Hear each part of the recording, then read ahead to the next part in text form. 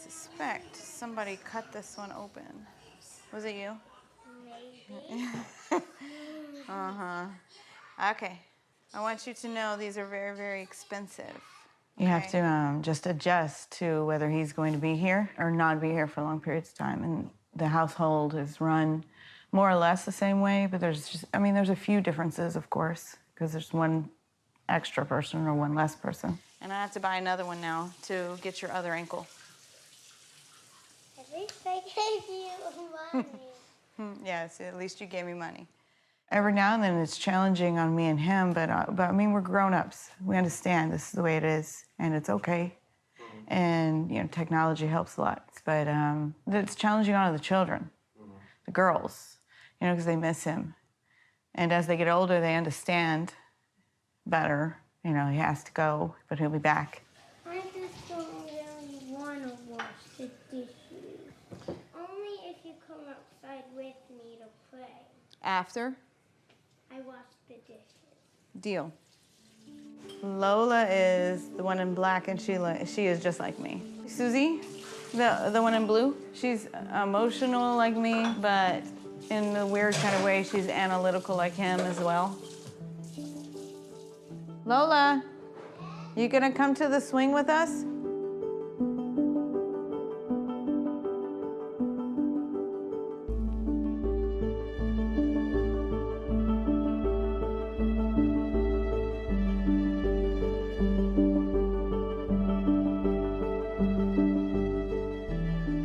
Okay, you gonna get in the swing with sister?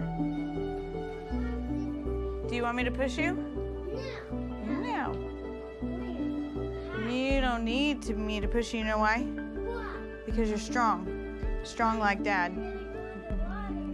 One reason we have so many kids is because he and I both love kids. You know, when you choose that, that becomes your world. And I don't know that you change into a different person or you just evolve into the person you've always been, which is the person who cares about the next generation and what happens with them.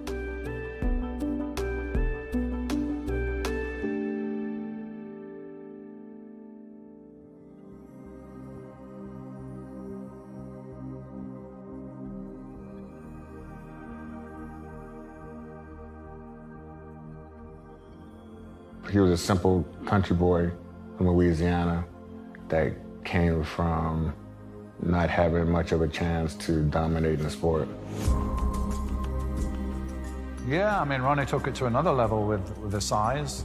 He was metamorphosizing into something that we'd never seen before. Ronnie Coleman had reached a point where he didn't look human backstage. Lee Haney already had the record about numbers. He had 8 Mr. Olympias. Ronnie matched that. The guys that got second to Lee Haney, when you stack them up against the guys that were getting second to Ronnie Coleman, Ronnie Coleman was putting to waste guys that arguably could be Mr. Olympia. Well, I still work for the police department too. I worked, my first 3 or 4 Olympias. I would work for the most part until the Olympia came around. The Olympia came around, I'd take like 3 months off and get ready for the show, and I didn't go to work or nothing. I didn't even know he was a cop for a long, long time, you know, until he started beating me. So yeah, it brought a lot of attention to him and what he was as a person and as a man, you know. You couldn't beat him in size, couldn't beat him in condition, and you know, when you just really feeling yourself, I mean, you know, peacock strutting with his tail, all his feathers out. I think once he tasted victory, he didn't want to taste defeat, and that can move mountains as well. People wanted to have that size. People wanted to adopt what he has adopted through his physique. The Mr. Olympia for Ronnie Coleman's confidence was exactly what I think he needed to cement and put the ribbon around who he was. I mean, because it's like winning the lottery, but lottery's luck.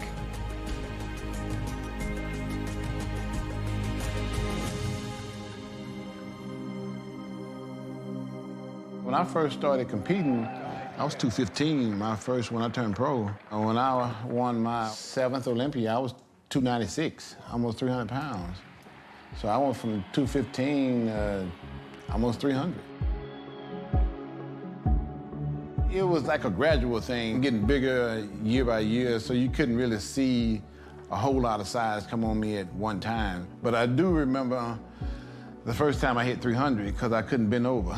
The bigger Ronnie Coleman years later was not the quality Ronnie Coleman that won in New York in '98. But the judges saw it differently, that Ronnie Coleman was just too big and too muscular.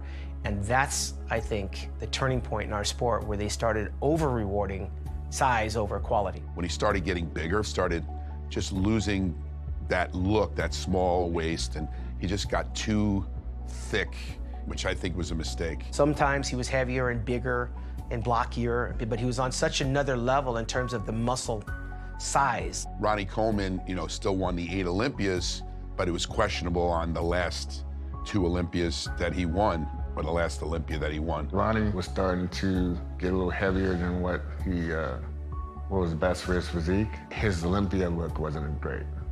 It was 2001, I did the Arnold Classic, and I decided I was gonna do the Olympia that same year. The night before the show, I'm getting tan. My girlfriend is putting my tan on, and we're in the bathroom. All of a sudden, I just faint. And I've never in my whole life, fainted before. And I wake up, I'm in the tub, I'm like, what happened? They like, you fainted. I'm like, what? It's never happened to me before. And the next morning, when I wake up to get out of bed, I'm so tired, I'm so exhausted, I can't even get out of bed. I know how I'm supposed to feel, the morning of the show, and I'm always very energetic, and I'm ready to go, and I'm ready to fight, and I'm ready to get it on. This morning, I'm very exhausted. I can't get out of bed. I'm so tired. I'm so tired to the point that I actually feel like I'm about to die. So I call my nutritionist, I say, hey, dude, hey, the show is over with for me, I'm going to the hospital. He's like, no, man, don't do that. You put too much work into this. He's like, just grab a gallon of water and just drink as much as you can till you feel like you're okay. So I'm like, okay. So that's what I did. I grabbed a gallon of water.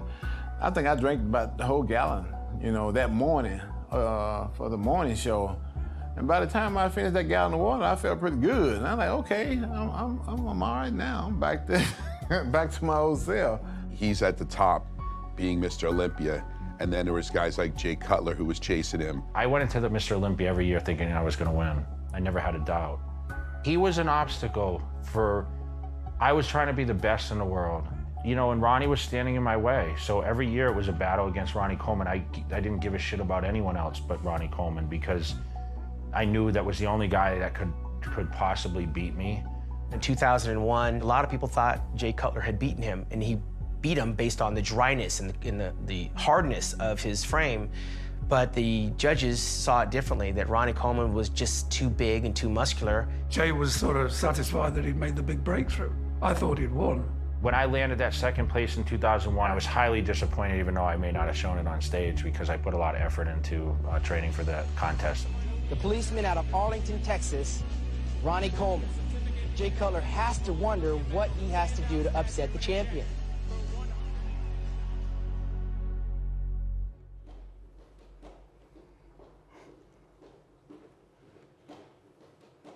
When I looked at this house, I fell in love with it. It was brand new.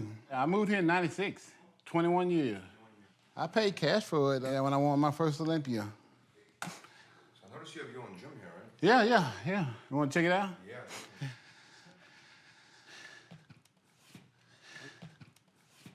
Everything that I use at Metroflex, I put in here. My hack squat, my leg extension, leg curl, a calf machine over there. I got a decline, I got an incline, and I got a flat bench. It start at 5 and go all the way up to 200. I even put a T-bar row here. My legs are still numb, so I can't go heavy. I do light stuff. They call the police on me all the time when I used to work out. Cause I be loud. Dude, this way, let's go.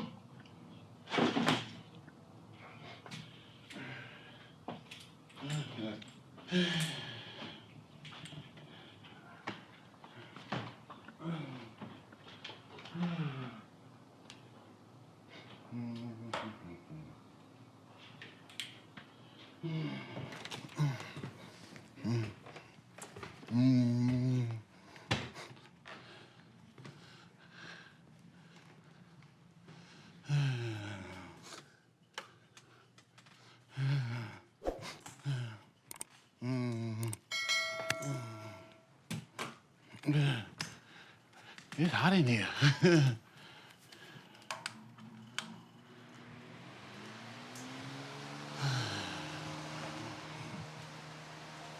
Yeah.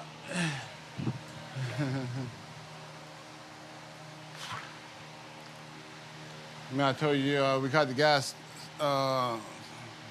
stealing out of the cars. You got this monitor right here. Oh, yeah? Uh-huh, yeah. The lights down there, they come on at night. You walk past and it lights up the whole thing down there.